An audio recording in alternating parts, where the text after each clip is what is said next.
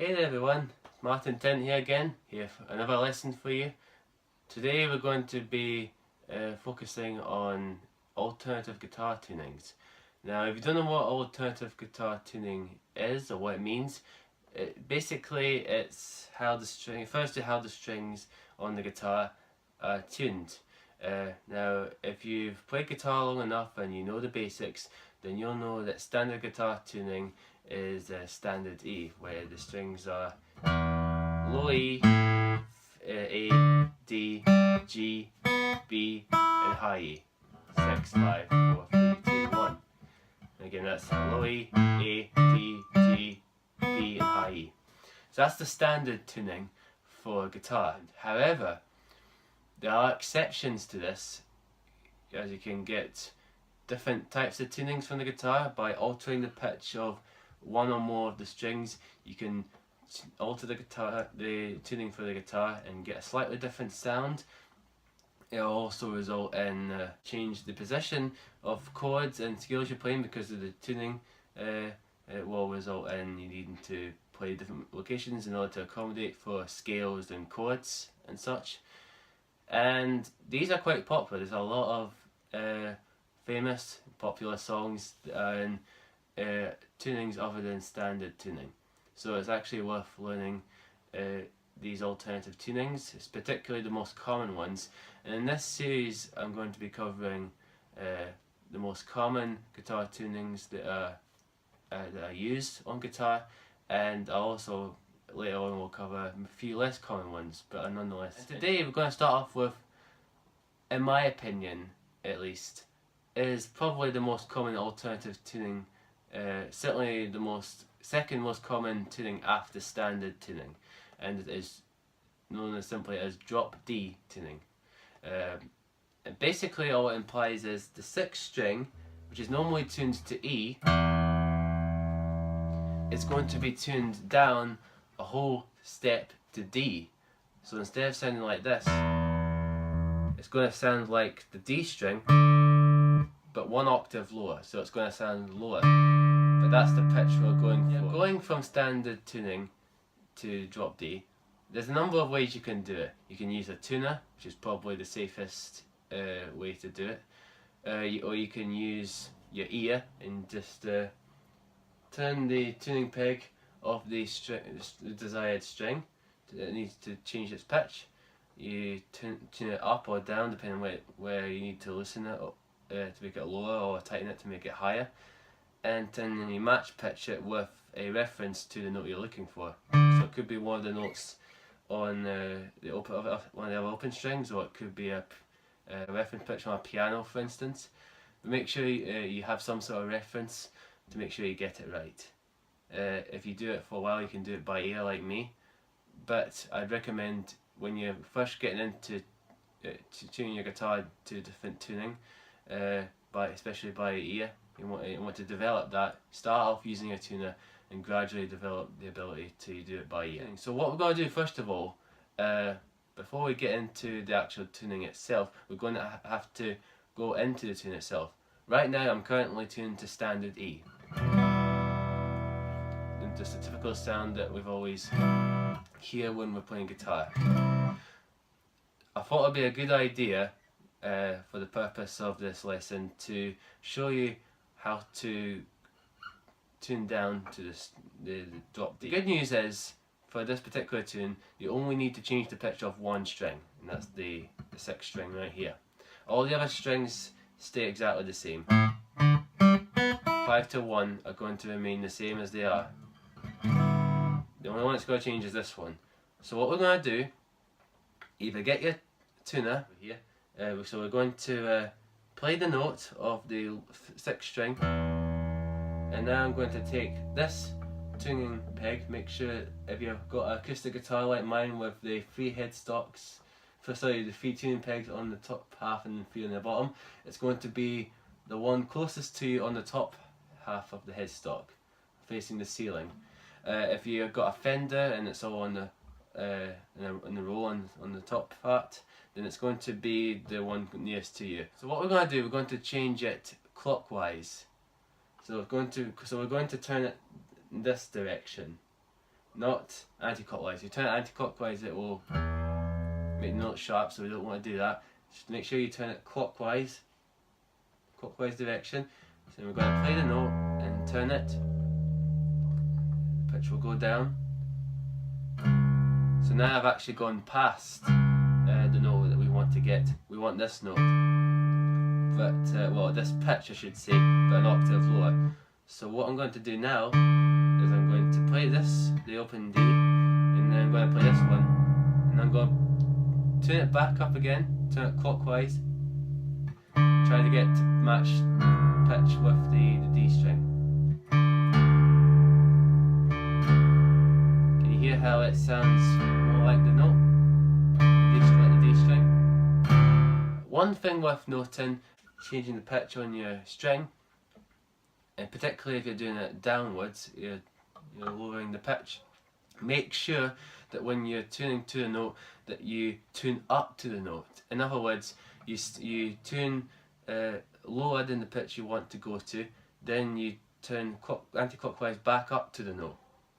The reason for this is because you want the string to be tight when it's going into the pitch. If you tune just to the note, just going straight down to the note, there will be no tightness on the peg to keep it secure, and without that extra support it could just easily go slightly out of tune and lose its grip, especially from playing. And by going upwards from the note, it will add that little bit extra grip and it will more likely sustain its tuning. So always tune down past the note, then tune up to the note when you're doing this sort of thing. So now we have the guitar in drop D tuning. So now all your strings should sound like this.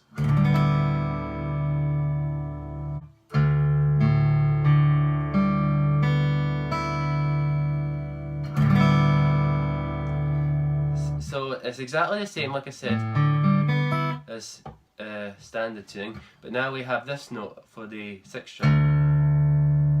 It's a low D, and it's the same pitch as the D string, just lower. Which is quite a cool sound. It has I often think of it as quite a spacey kind of sound. It makes me think of kind of like desert or sort of Somerset kind of feel. It's quite an atmospheric kind of sound, I think, this full D sound. Speaking of which, I'm now going to show you a few chords and scales that we can use in maybe slightly different in standard tuning, but there's a lot of new types of shapes and types of things that you can do in this tune. I'm about to show you a few examples. So first of all, just gonna show you the easiest thing. You can play a power chord just by not even really fretting any of the strings, just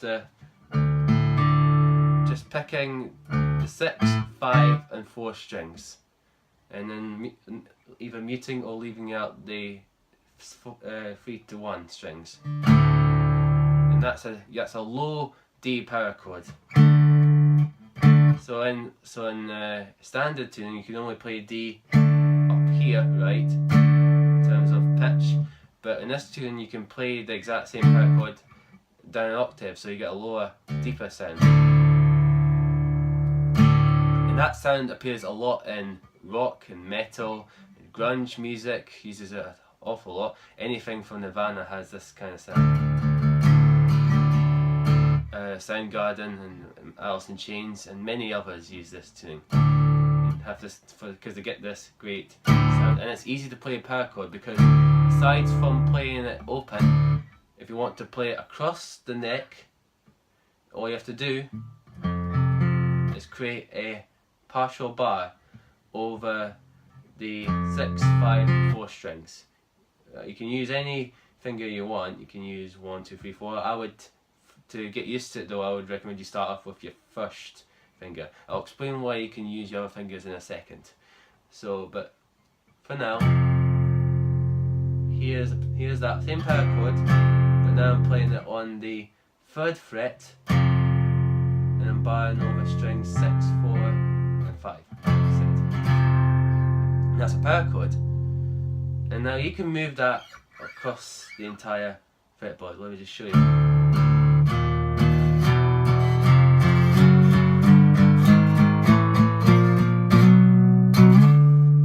You see, anywhere at all you can play it.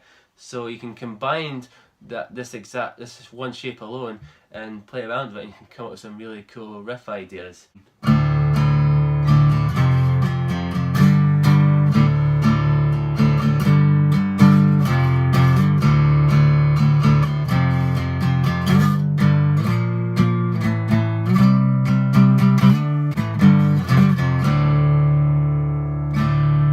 See what I mean?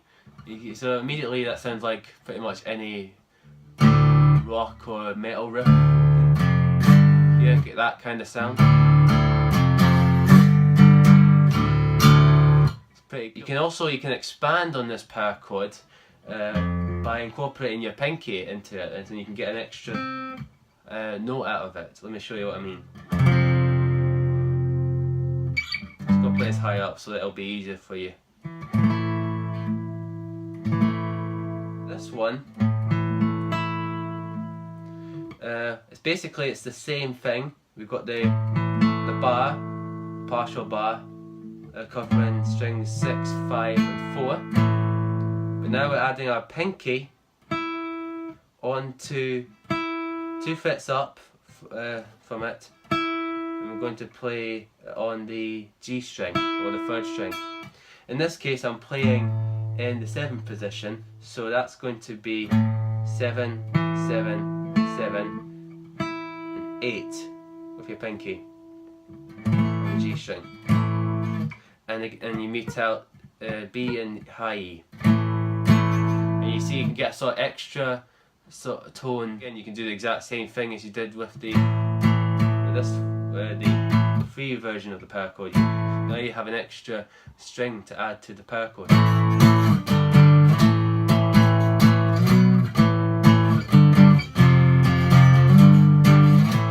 Another thing you can do, it's a little bit different. Here's a really nice not exactly a power chord, but a D chord. There's different ways you can play it. I'll start off by showing you, just play your standard D shape, open D shape that everyone knows. But instead of just playing from strings 4, 3, 2, 1, 4, 3, 2, 1, we're going to play all 6 strings now. So it's from 6, 5, 4, 3, 2, 1. And you'll get a really, really great and rich D chord, D major sound.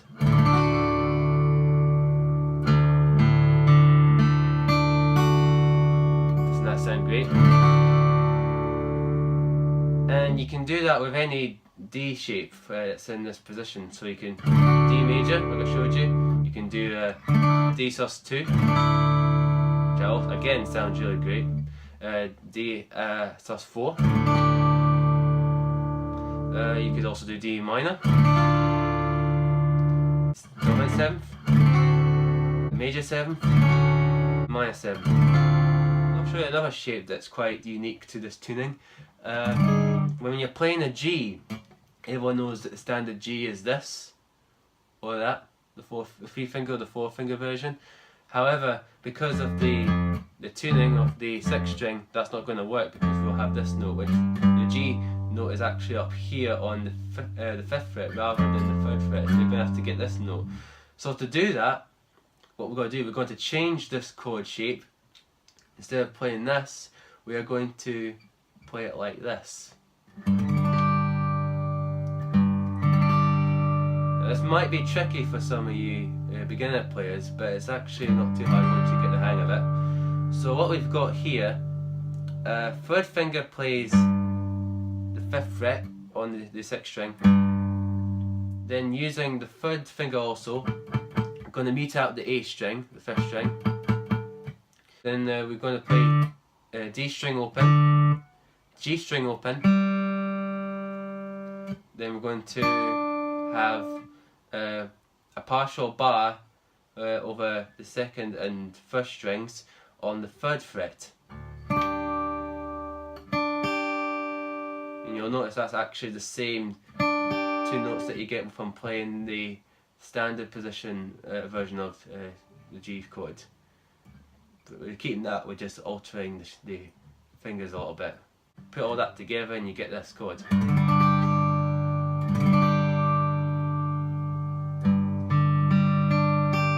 That's actually a power chord version because there's no major third in this particular version of G.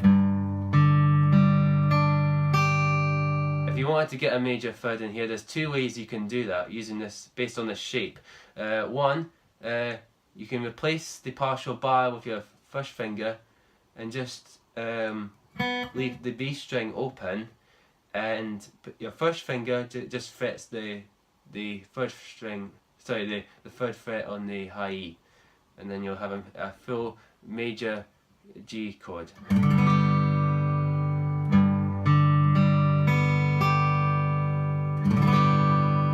Another way you can do it, you can keep the first finger doing the partial bar on strings B and high E, but add your second finger, 4th fret of the G string, and then you'll get your major third there. And there you go. That's another G major chord.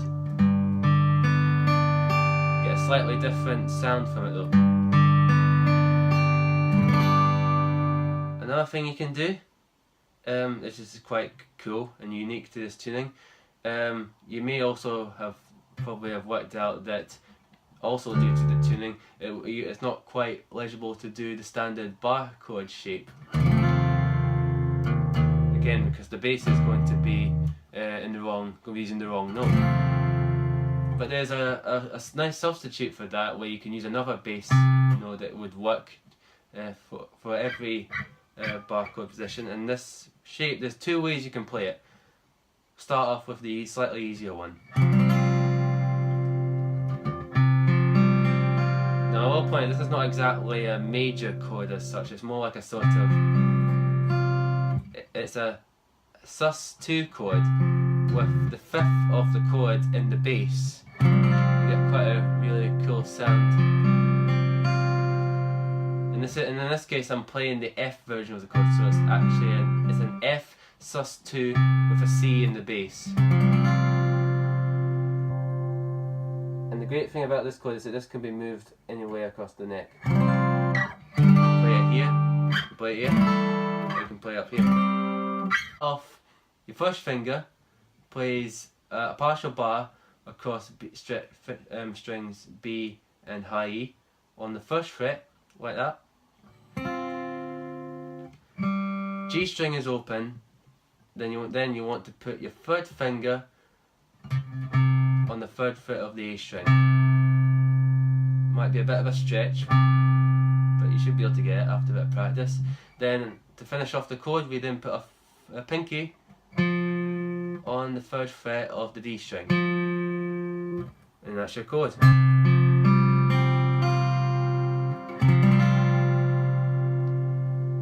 Now the other version of this chord, just add your second finger onto the 2nd fret of the G string, and that turns this chord from a sus2 chord with the 5th in the bass to a major chord with the 5th in the bass.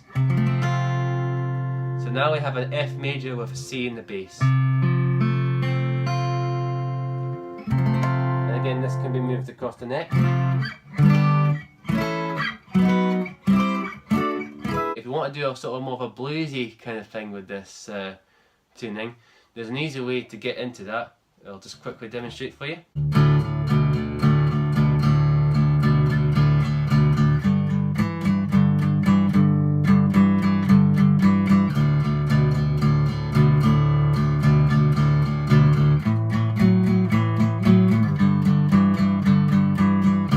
Or you can do it in a swing feel.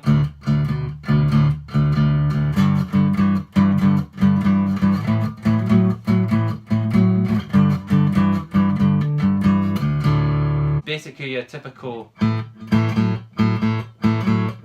blues,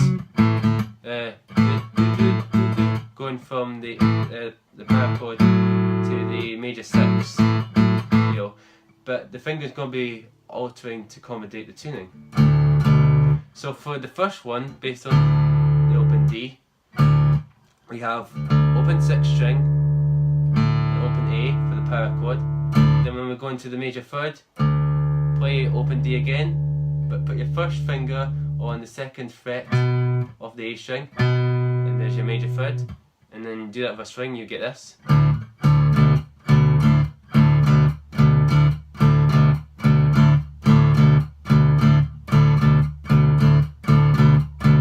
Want to move it to the 4th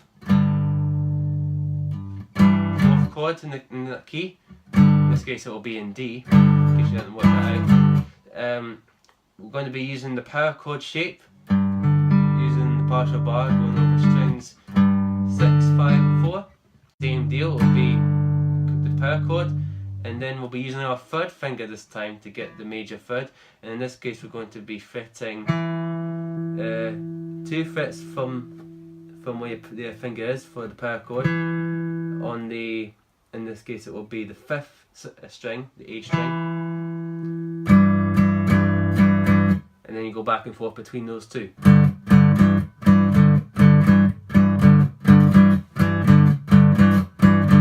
If you want to go up to the 5th, you just move that whole thing up 2 frets. Do the same thing again. Back down.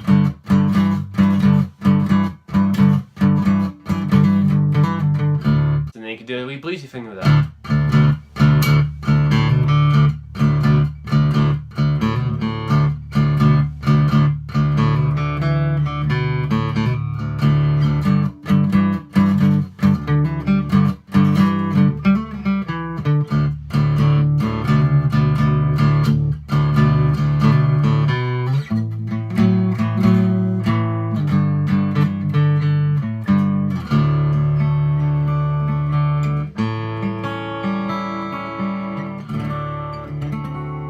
The last thing I'll do show you is some scales. I'll show you how to play major, minor, and natural minor, and pentatonic. So let's start off with major. Now this going to be particularly easy because due to the tuning, instead of starting here, and so on, we're actually going to be starting up here. Instead of the shape, then refer to my series on scales where I covered the major scale shape, and this is the one I'm going to be referring to in this video. But due to the tuning of this guitar, it's going to be a little different. At least one string is going to be different to the rest. The rest of the scale will be the same, and I'm going to assume you know how to play this scale in standard tuning. So anyway, back to the scale. So instead of so we're going to be playing the major, A major scale, based on the 5th position. However, this time, because the 5th string in question in this tune is actually a G, this isn't the note we're looking for, so we're going to have to move it up a tone. So we're going to be actually starting here. I'd recommend you start playing this scale in this tuning with your 1st finger instead. You'll understand why in just a moment. So first note, 1st finger on the 7th fret. Then to get your B, second you want to have your 3rd finger on the same string. And that's the only difference. But however, the big challenge is switching from here, and we've got to go to this note back here. Yeah, I still make mistakes with this from time to time as well. But that's the movement.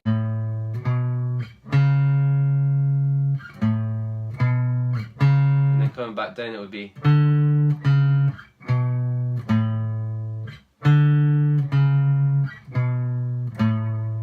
Yeah, so you just have to work on the position change for that one part of the scale. It'll take a bit of time, but you should be able to get it with a bit of practice. You'll be able to do it just as easily as you can do it in the standard tuning. After that, the scale is just exactly the same as it is in standard.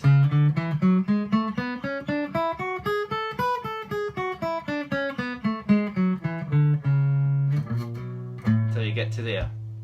So just let's practice that all the way through, just once over. Starting on your root, 2, 3, 4.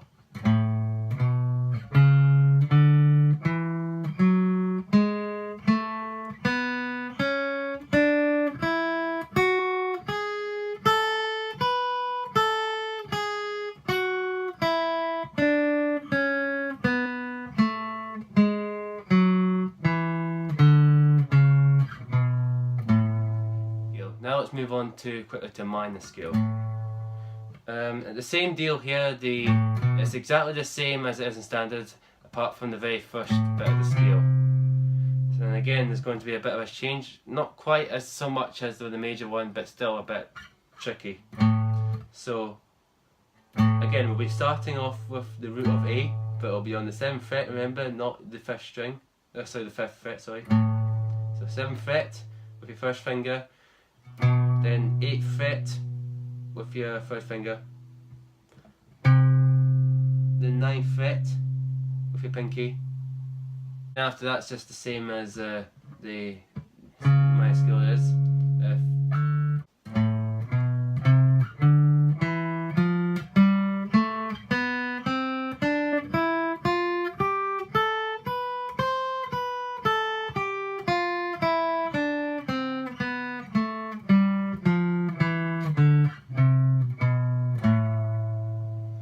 To lastly, but certainly not least, the minor pentatonic.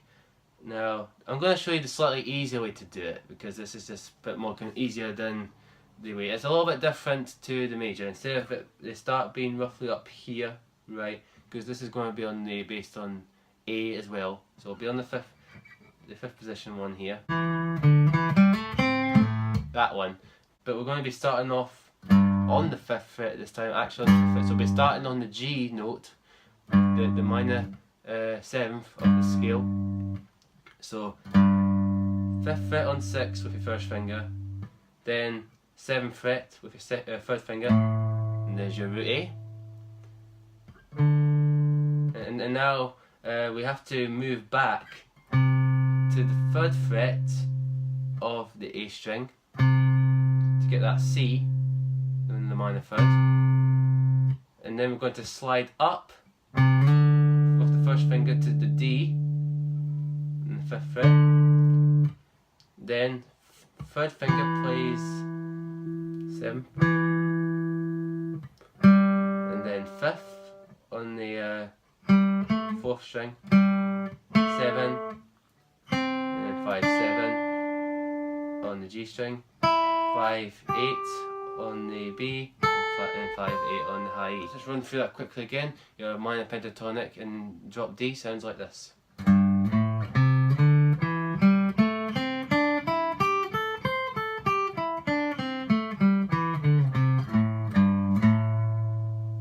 Okay, so that's a lot of information to take on board, but I hope you got something out of that and you've learned a lot about a new tuning and how to play some really common and easy things for the in the tuning, and I hope it's inspired you to try out the tuning, try it out, experiment and be creative, and you can do a lot just with tuning down one string a whole time. One last thing I'll mention before ending this video: if you want to know about any songs, the famous songs that everyone knows that use this tuning, there are plenty of examples. You just have to look at anything from American grunge bands from the 90s and you'll come up with plenty of songs that use this tuning.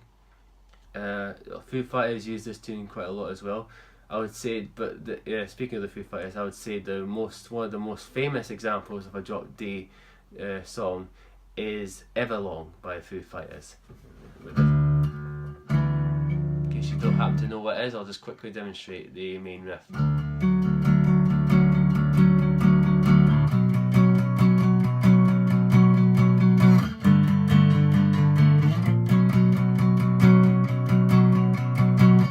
One example of a song. Another example would probably there's a song that was written by Biffy Clyro. It's called 22. I think it was one of the first ever songs that they released, and it goes something like this. The main riff goes like this.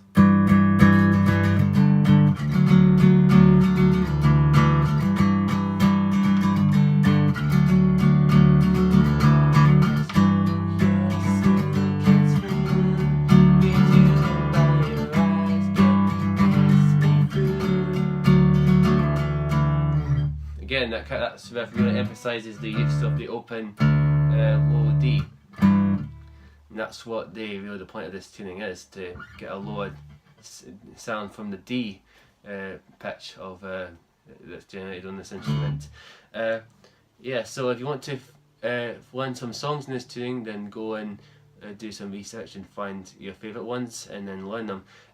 I also have a lesson where I show how to play Everlong, so if you want to learn how to play Everlong, then check out that lesson, and we'll go into more details how to learn that song. Hope you enjoyed that lesson, and join me for the next lesson where I'll discuss another popular tuning, E flat standard.